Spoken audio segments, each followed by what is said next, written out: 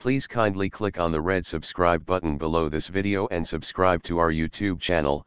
Thanks, God bless you as you do this.